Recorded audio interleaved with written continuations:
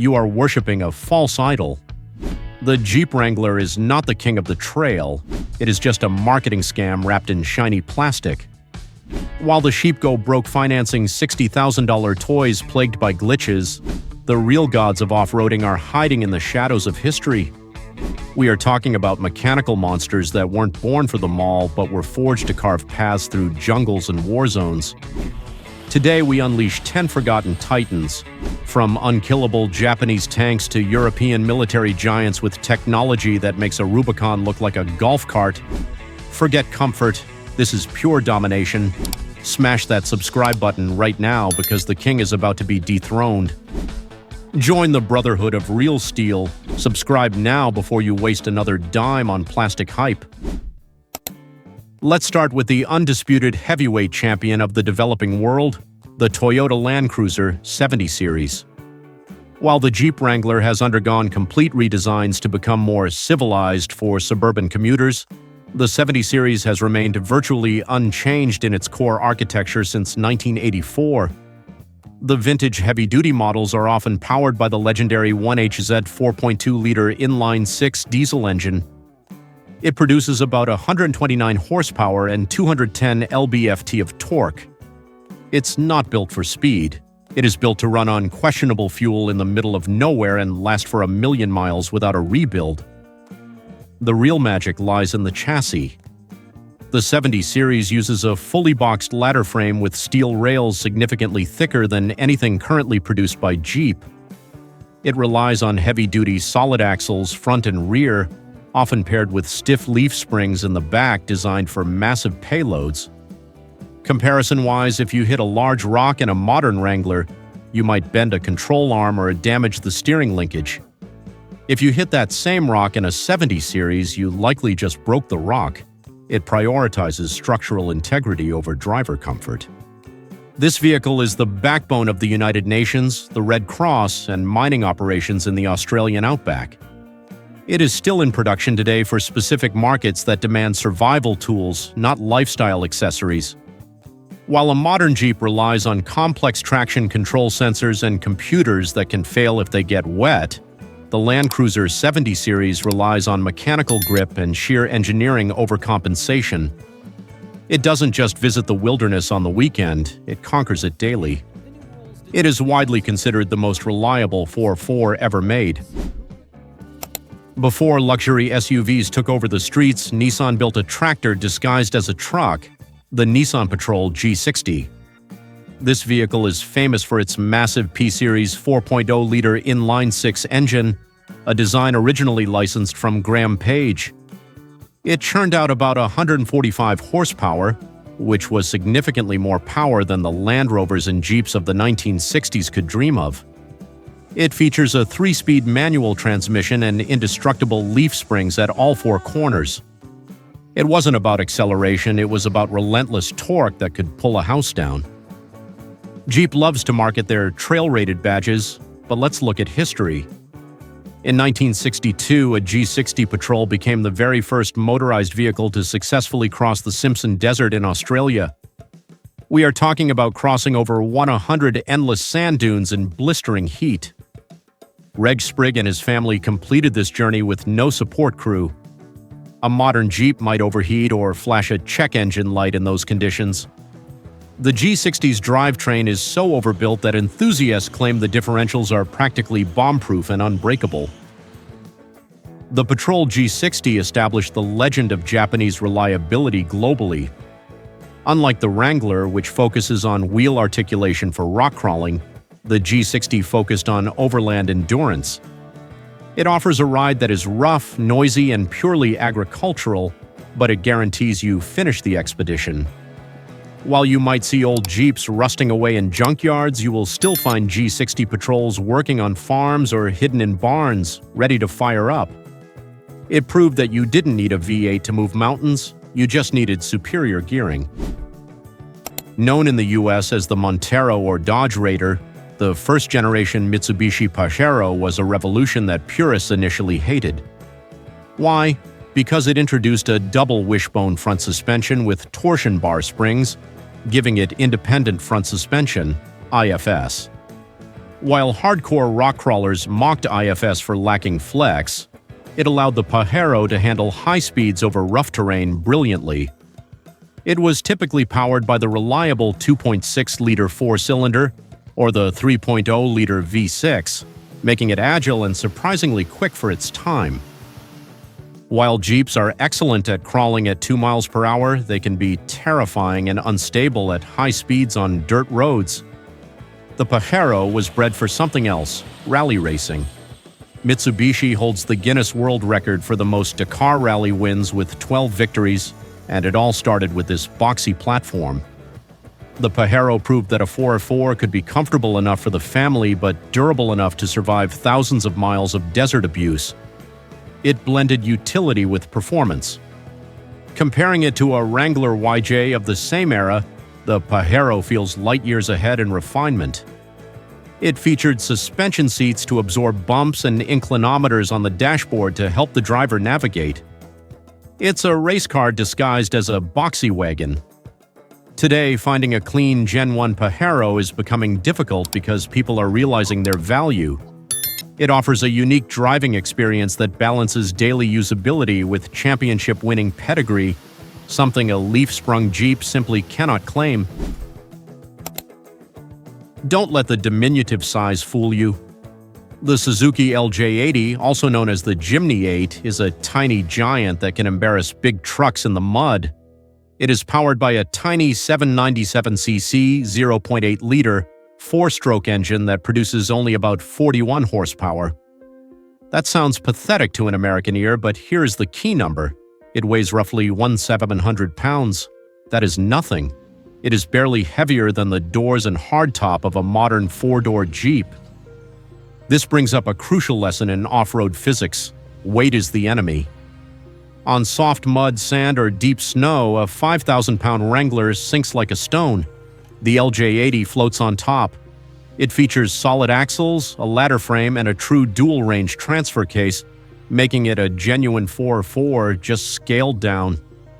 Its narrow width allows it to weave between tight trees on trails where a wide Wrangler would get stuck or scratch its paint. The LJ80 represents a lost philosophy of minimalism. If it gets stuck, 2 or 3 guys can literally lift the back end and move it. It proves you don't need 300 horsepower or massive 35-inch tires to have fun. You just need to be light. Driving one is a visceral experience. You feel every bump and hear every rev. It's pure mechanical joy with zero electronic nannies, offering a connection to the trail that modern insulated Jeeps have completely lost.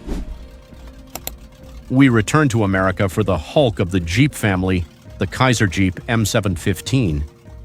Based on the Gladiator pickup, this 114-ton tactical vehicle was built specifically for the Vietnam War.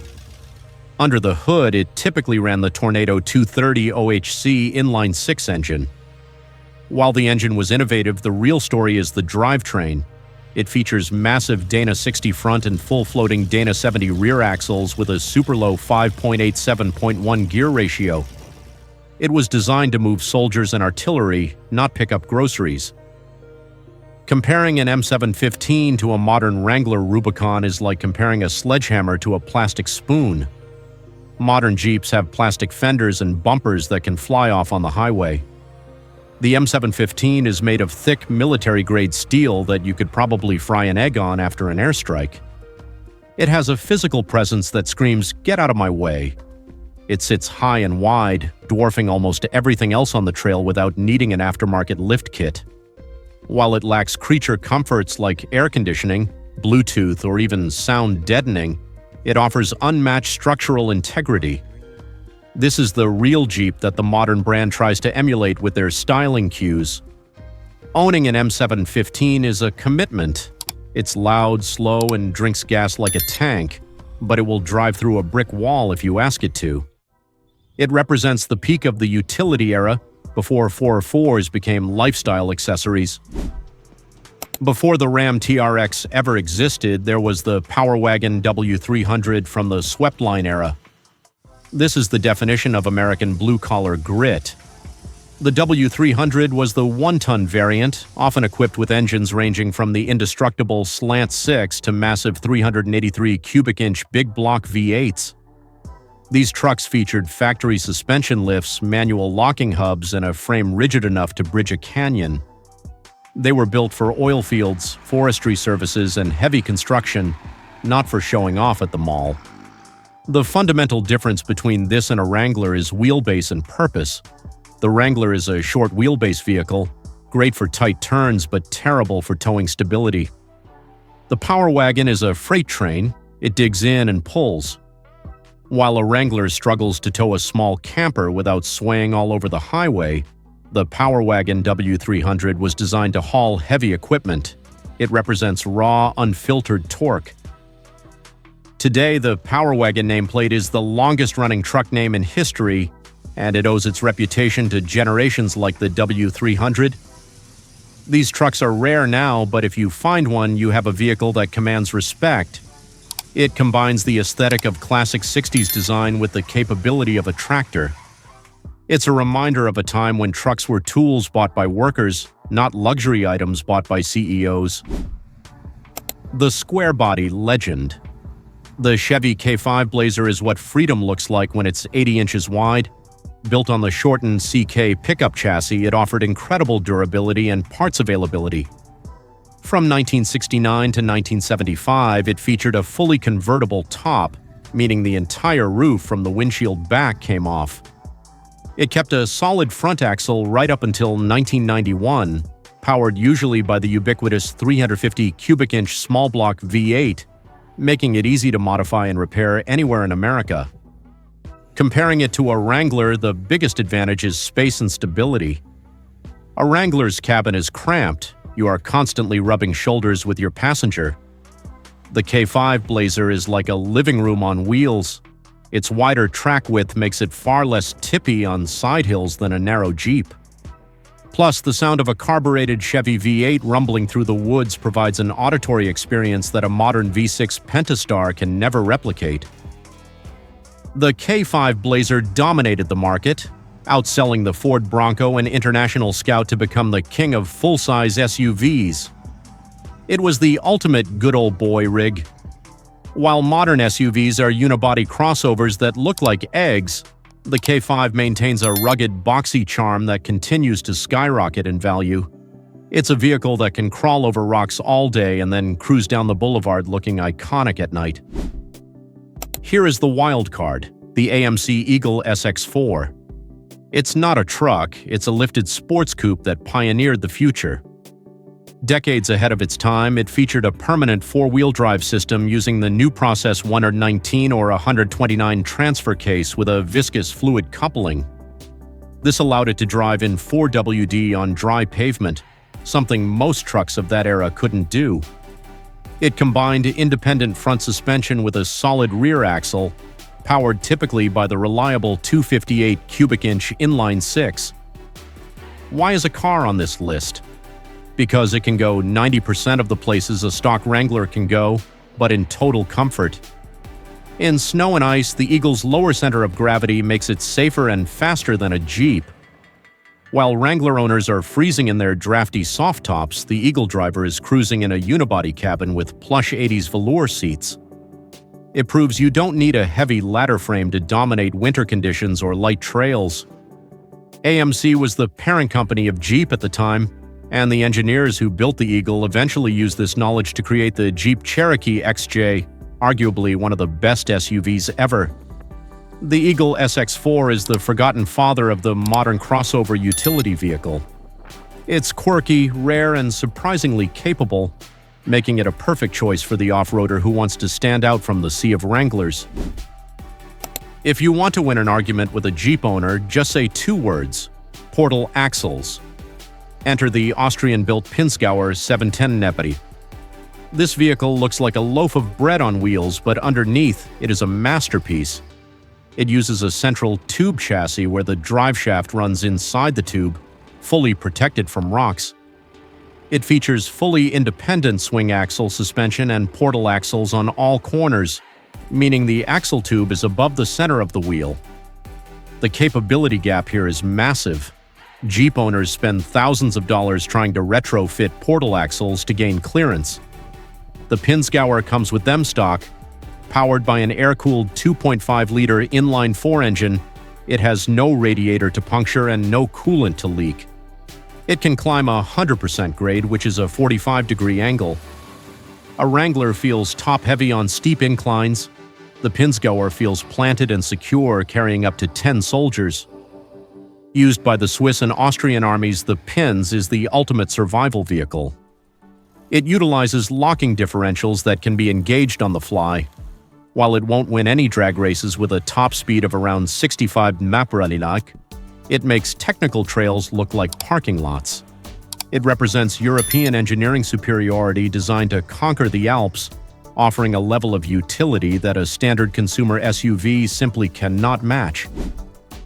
Finally, we have the Swedish Snow King, the Volvo C303, also known as the Terrängbil 11.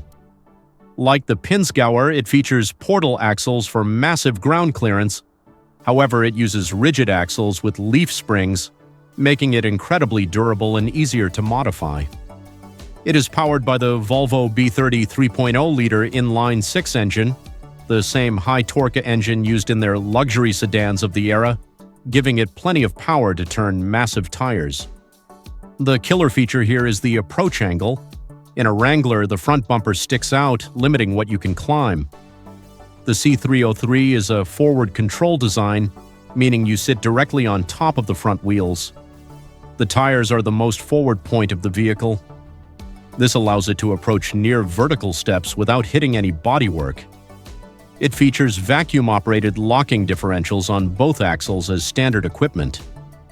Designed for the frozen tundra of northern Sweden, it laughs at deep snow that would bury a Jeep to its door handles. This platform famously won the truck class in the 1983 Paris-Dakar Rally.